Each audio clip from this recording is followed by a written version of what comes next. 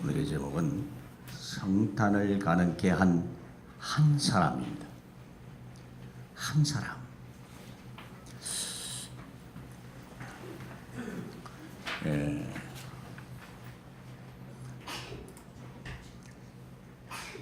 우리가 하나님 입장에서 하나님이 이 땅에 오시기로 작정하시고 오시되 사람의 몸을 입고 오셔야 되는데 누가 필요하냐면 여자가 필요한 거예요. 그것도 처녀가. 그렇게 예언을 했고 또 그것을 성취해야 되거든요. 드디어 이 땅에 예수님이 태어나실 시기가 됐는데 하나님의 입장에서 전능자가 아닙니까? 죽을 준비도 다 됐고 육신을 입을 생각도 다 준비했었는데 한 가지가 문제였어요. 과연 누구의 몸을 빌릴 것인가? 누구의 몸을 빌릴 것인가? 요한복음 2장 24절에 예수는 그의 몸을 그들에게 의탁하지 아니하셨으니 이는 친히 모든 사람을 아심이요 또 사람에 대하여 누구에게 증언도 믿으실 필요가 없으니 이는 그가 친히 사람의 속을 알기 때문이라 그랬어요. 이 땅에 오셔서 누구도 의탁하지 않았다요.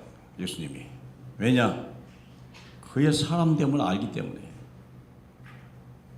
그런데 처음이며 마지막 의탁해야 될 한 사람이 필요한 거예요. 그래서 가브리엘 천사가 이 명령을 붙들고 세상에 내려온 겁니다. 성경에는 없는 얘기인데 전설에 의하면 이 가브리엘이 하나님의 말씀을 딱 듣고 내려오다 보니까 천사가 생각을 해볼 거 아니에요. 유대인의 왕이요, 만왕의 왕이요, 온 세상의 왕이요.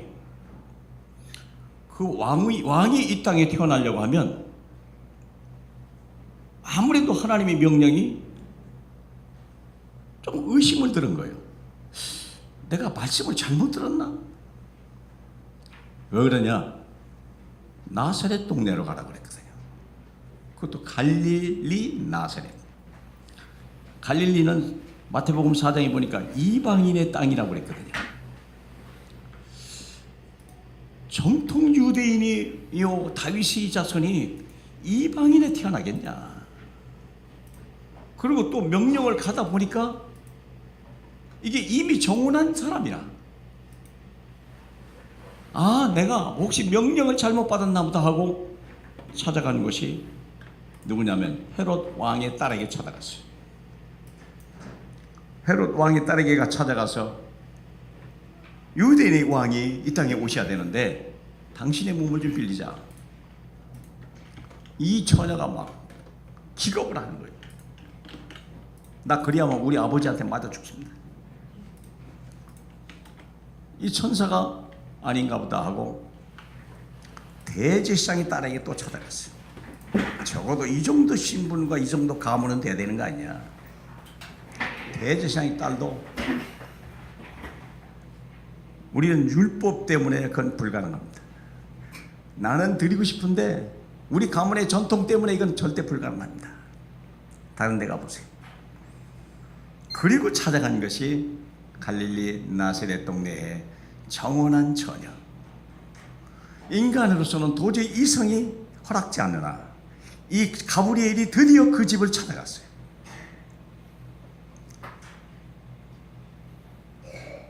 그리고 나서 한 말이 아닙니까? 그에게 28절에 그에게 들어가 이르되 은혜를 받은 자여 평안할지어다. 주께서 너와 함께 하시도다. 하나님은 지금도 믿음의 사람, 순종의 사람을 찾으십니다. 멋있는 사람, 공부 잘하는 사람, 똑똑한 사람, 가문의 혈통이 좋은 사람, 그런 사람을 주님은 찾지 않습니다. 그런 사람은 예루살렘에 엄청나게 많습니다. 가브리엘이 혹시 왕의 가문 아니겠냐, 혹시 대제사장 가문에는 이런 사람이 있지 않겠나 했는데 아니라는 걸 알았어. 아무도 알지 못했던 나사렛 시골 동네에, 그것도 정혼한 처녀, 추측컨대 나이가 얼마쯤 됐을까? 18세에서 아마 22세 사이가 아닐까, 그때 당시에. 그런 생각이 들어요. 그럼 평균 나이 한 20세, 우리 말하면 랩런트의 나이가 아니었을까 하는 생각이 들어요.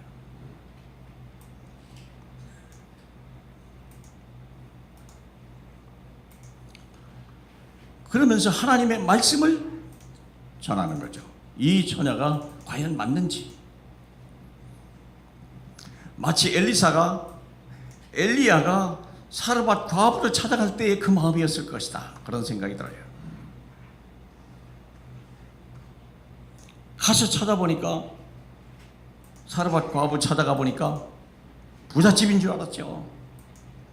하나님이 적어도 이 대선지자를 맡길 때는 부잣집이 아니었겠냐. 가보니까 부잣집이 아니요, 아주 가난이 찌들어진 집이요, 마지막 밀떡을 먹고 자식하고 같이 죽으려고 하는 그 여인을 하나님이 보낸 거 아닙니까?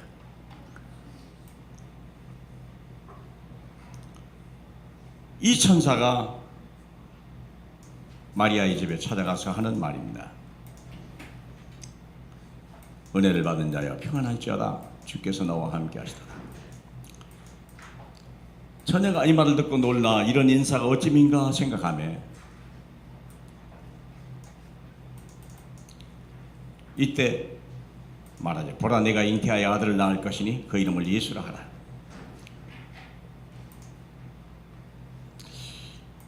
이 처녀가 들 때 여러분 한번 생각해 보세요.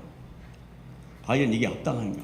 나는 이미 정혼한 사람이고, 처녀가 잉태하여 아이를 낳는다고 한다면 자기는 돌팔매 맞아 죽을 것이 화나고, 자기가 지금까지 꿈꿔왔던 모든 인생의 모든 행복이 한순간에 무너지는 거예요.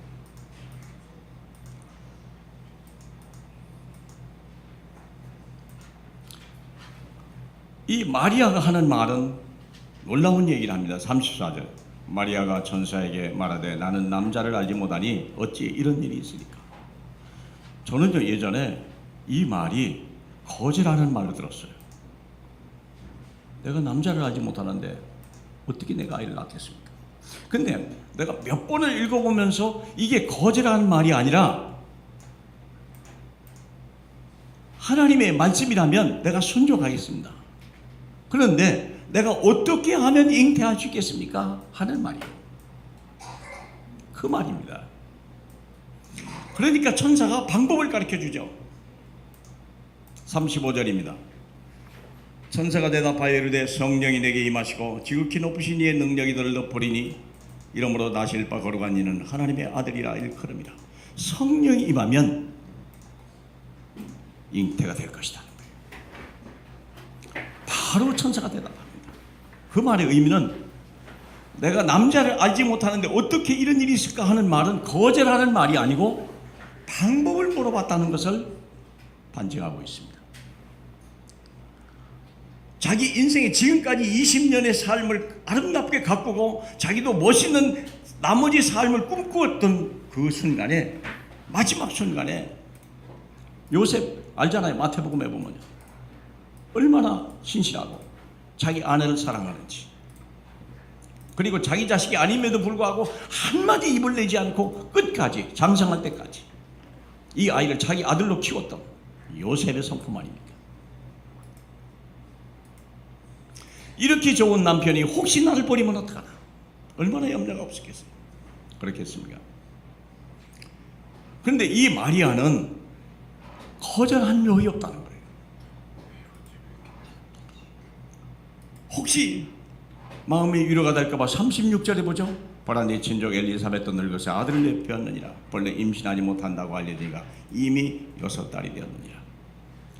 마리아는 이 하나님의 말씀을 자기 인생을 모든 걸 다 바쳐서라도 하나님의 말씀이 성취되기를 원했던 그 여인입니다. 다만 방법을 어떻게 할지 몰라서 천사에게 물어본 것입니다. 그리고 또 말씀합니다. 천사가 37절 대자 하나님의 모든 말씀은 능하지 못하심이 없느니라.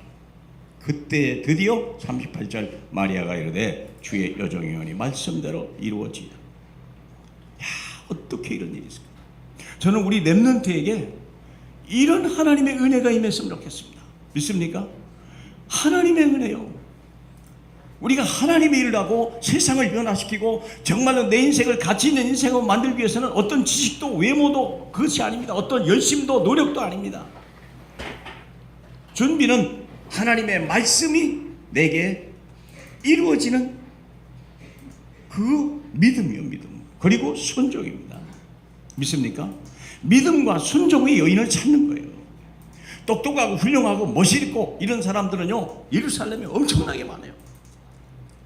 그러나 하나님이 이 땅에 오시기 위해서 찾고 또 찾고 준비했던 2000년 아니라 이미 4000년을 기다리면서 마지막 순간에 하나님이 이 땅에 오시기 위해서 누구에게 이 하나님의 은혜를 임할까 찾을 때 하나님은 이 나사렛 동네에 마리아를 선택했다는 것입니다.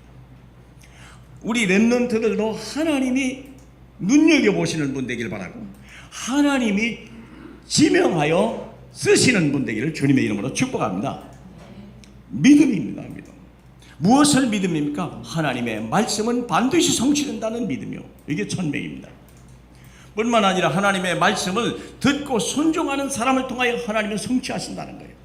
유능한 사람을 쓰는 게 아니요, 똑똑한 사람을 쓰는 게 아니요, 잘난 사람을 쓰는 게 아니요, 믿음의 사람, 순종의 사람, 하나님의 말씀이 능치의 못함이 없음을 믿는 사람. 믿습니까? 하나님의 말씀은 모든 환경과 여건을 초월하 역사한다는 사실을 믿는 사람. 그래서 우리가 볼 때 구원은 받았지만 하나님이 사용하지 못하는 사람이 된다면 우리는 얼마나 불행한 사람입니까?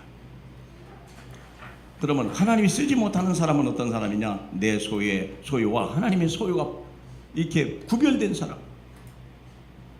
실은 내 주머니와 하나님의 주머니가요, 밑구멍이 똑같아야 돼요. 하나님이 내 돈을 자기 돈같이 쓰시고 나도 하나님의 것을 내 것 같이 여길 수 있는 사람.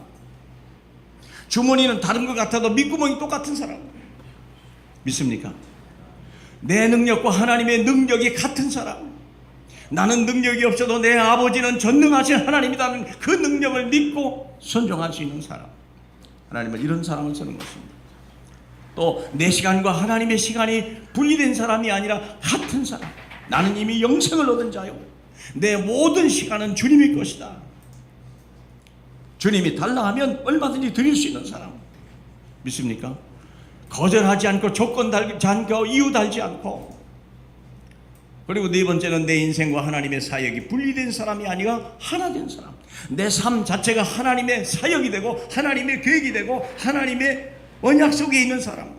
믿습니까? 우리 렘넌트 여러분, 비록 우리가 공부 다 못해도 괜찮아요. 여러 가지 성격의 장애가 있어도 괜찮아요. 조금씩 부족한 거 있고 실수해도 괜찮아요. 하나님은 말씀이 그대로 이루어지는 걸 믿고 그 말씀에 쓰임 받는 사람 되기를 주님의 이름으로 축복합니다. 두 번째 보면 믿음의 사람, 순종의 사람과 함께 하나님은 일하십니다. 사실 마리아는 한 거 하나도 없어요. 또 사실은 어쩌면 골리앗을 이긴 다윗도요, 어쩌면 한 게 없어요. 돌팔매 5개를 던질 계획을 가지고 갔지만 돌팔매를 던진 건 다윗이지만 돌팔매를 끌고 다윗 골리앗의 이마에까지 끌고 가신 분은 여호와 하나님인 줄 믿으시길 축복합니다. 사람이 아닙니다. 사람은 아무것도 할 수 없다는 거예요. 마리아의 대답은 너무나 단순하고 너무나 확실했습니다. 그래서 자신의 여건이나 손익을 계산하는 사람은 하나님 앞에 순종하고 싶어도 할 수가 없는 것입니다. 하나님 앞에는 손익이 없습니다. 하나님은 우리에게 자기의 자식까지도, 독생자 예수까지 주신 분이 무엇을 너희를 위해서 아끼겠느냐, 로마서 8장 32절 말씀 아닙니까? 그렇기 때문에 하나님은 우리에게 무엇이든지 요구하시는 거예요. 하나님은 우리의 모든 여건을 하나님과 함께하는 사람을 찾으십니다. 믿음과 순종할 사람에게 하나님은 은혜가 임합니다. 그런 사람에게 은혜를 주시는 거예요. 상식과 합리적인 사람 앞에서는 하나님의 은혜는 소멸될 수밖에 없는 것입니다. 우리가 똑같이 한 자리의 말씀을 들어도 아멘하고 그 말씀에 순종하려고 하는 사람이 있고 그 말씀을 버리는 사람이 있다는 거예요. 은혜 받은 자여 평안할지어다. 은혜 받은 자여 두려워하지 말라. 이 말씀 이대로 이루어지기를 주님의 이름으로 축복합니다. 자, 그러면 하나님이 원하시는 일이 뭡니까? 복음이요. 복음으로 완전히 결론낸 사람. 나는 인생 끝났다. 난 주님 한 분으로 충분하다. 또 우리가 한번 점검해야 됩니다. 제 속에도요, 너무나 세상의 뿌리들이 막 덕지덕지 붙어 있는 것을요, 여러분 뭐 할 때 기분 나쁜 이유, 막 불안한 이유, 조급한 이유, 막 성질 나는 이유, 왜 그렇습니까? 땅에다 뿌리둬서 그래요. 하나님 앞에 뿌리두고 말씀에 뿌리둬야 되는데 세상에 썩어질 것에다가 이 한많은 세상에다가 뿌리를 두니까요, 왜 분이 나지? 왜 낙심하지? 왜 불안하지? 가만히 생각하면요, 누구 때문에도 아니에요. 내가 땅에다가 뿌리를 둬서 그래요. 혹시 이거 잃어버리면 어떡하나? 이거 뺏어가면 어떡하나? 이거 없어지면 어떡하나? 내가 이거 얻기 위해서 얼마나 수고했는데. 마태복음 19장을 보니까 어떤 부자가 주님을 찾아왔어요. 찾아와서 하는 말이, 내가 어떻게 해야 천국을 갈 수 있습니까? 영생을 얻을 수 있습니까? 그랬더니 주님이 대뜸하시는 말이 뭡니까? 네 소유를 다 팔아서 구제를 하고 내게 오라 그랬어요.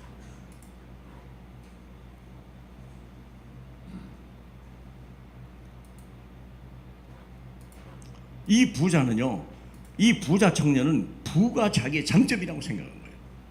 그러나 하나님에게는요, 큰 핸디캡이 그 사람은 돈이 많은 거예요. 버리라는 거예요. 우리가 돈은 필요한 겁니다. 그러나 돈을 의지하는 사람은 하나님 앞에 순종할 수가 없습니다. 우리 하나님의 은혜와 부르심에는 후회하심이 없는 줄 믿으시길 바랍니다. 우리 하나님이 구하는 자에, 하나님께 구하는 자는 항상 좋은 것을 주시는 걸 믿으시길 바랍니다. 그리고 하나님의 뜻대로 부르심을 입은 자에게는 모든 것이 합력하여 선을 이루시는 것을 믿으시길 축복합니다. 저는 세 가지를 하도 안 되니까, 늘 저는 막 입버릇처럼 해요. 너무 안 되니까 조금만 해도 막 조바심이, 조금만 해도 불안하고, 조금만 해도 막 낙심이 되고. 왜 그렇습니까? 하나님을 알지 못하니까. 내가 예수 믿은 지 벌써 수십 년이 되고 설교를 하고 목사가 된 지 수십 년이 됐는데도 불구하고 내 속에 아직도 남아있는 이 세상의 잔뿌리들, 저와 함께 오직 그리스도 안에 뿌리 같이 내릴 줄로 믿습니다. 마지막 세 번째입니다. 믿음과 순종의 열매는 하나님의 때에 반드시 성취된다는 거예요. 우리 속에 말씀의 씨앗 심어야 돼요. 복음의 씨앗, 복음의 말씀, 우리가 언약의 말씀, 그리고 하나님의 약속의 말씀이 우리 속에 뿌리 내려야 돼요. 우리 렘넌트가. 이 순종의 여인 마리아에게 30년 동안은 참 나름대로 행복한 시간이었습니다. 왜? 너무나 성실한 청년을 큰아들로 두었기 때문에. 비록 남편이 일찍 세상을 떠났어도 이 마리아는 외롭지도 않았고 그렇게 궁색하지도 않았습니다. 왜냐하면 이 예수 장남 때문에. 그러나 공생의 3년 동안 이 마리아는요, 그 아들로 인하여 밤잠을 제대로 잘 수가 없었어요. 들리는 뉴스 소문에 의하면요, 아주 사람들이 이렇게 많은 유대인들의 반감을 사고 대제사장에 막 원수가 돼버리고, 그러니까 오직 불안했으면 형제들하고 찾아간 거예요. 사람들이 막 예수가 귀신 들렸다고 하니까 막 찾아가서 진짜 내 아들이 귀신 들린 건가 확인도 다시 한번 해보고.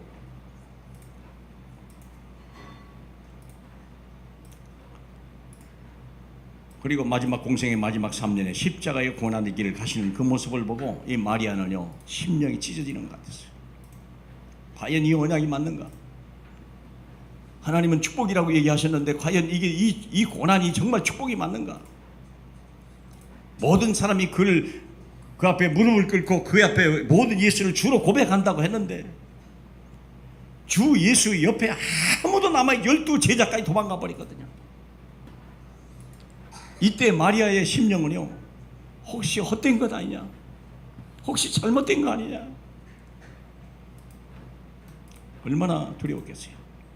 그러나 그 염려 근심이 불과 3일 만에 완전히 새로워진 하나님의 부활과 승천과 보호자의 권세로 그는 영원한 응답을 누리게 된 것입니다.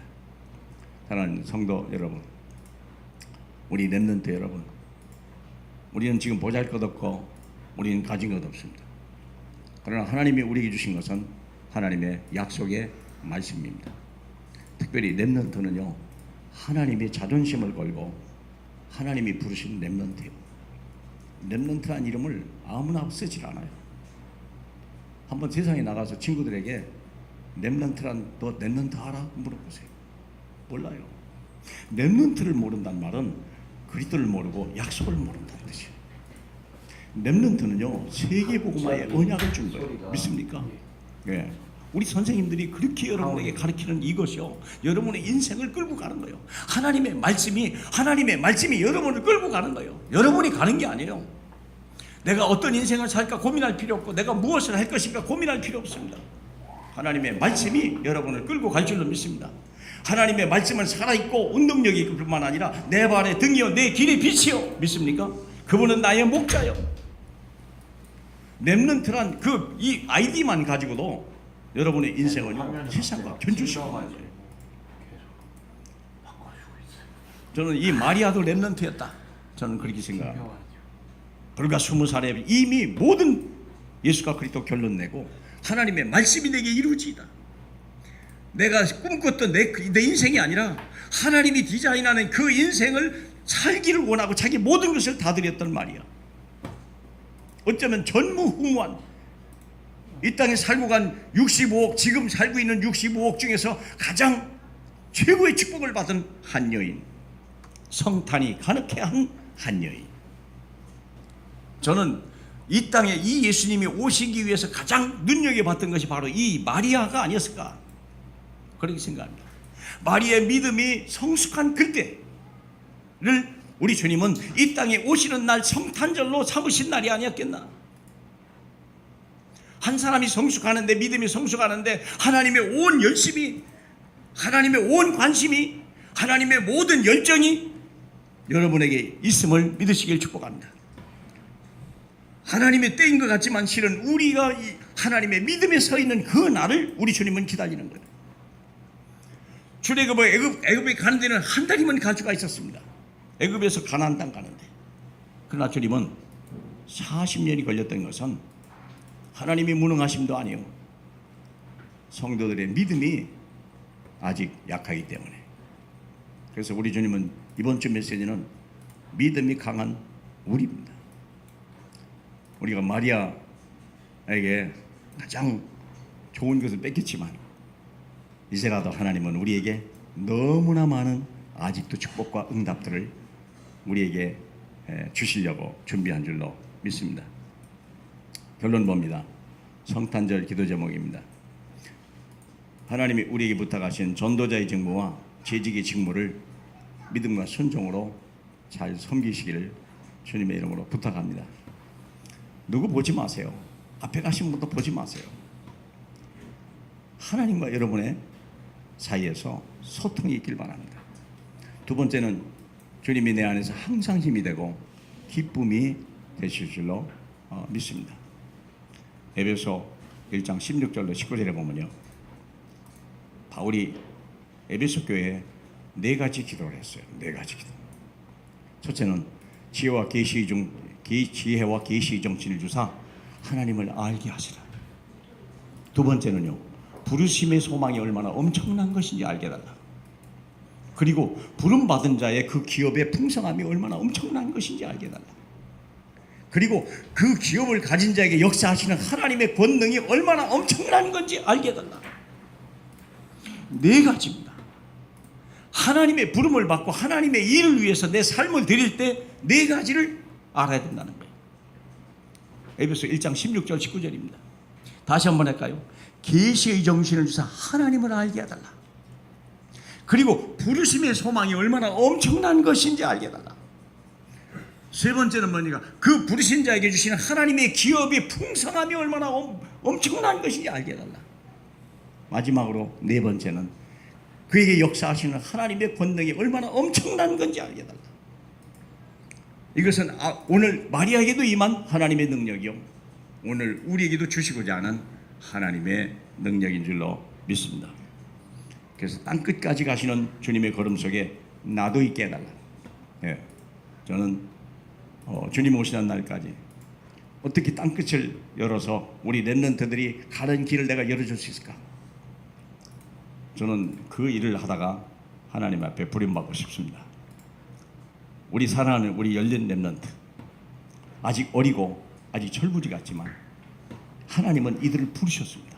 하나님의 부르심에는 후회하심이 없습니다. 하나님은 모든 게 합력하여 선을 이루십니다. 믿으십니까?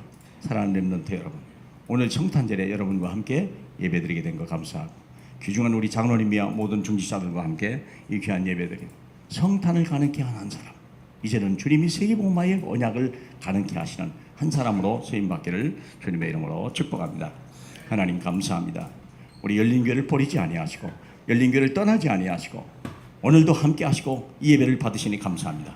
우리 장로님 간절한 기도가 응답되게 하시고 우리 렘넌트들의 소원이 응답되게 하시고 우리 중직자들의 열심이 하나님 아버지 이들의 우리 렘넌트에게 모델이 되게 주님이 축복해 주시옵소서.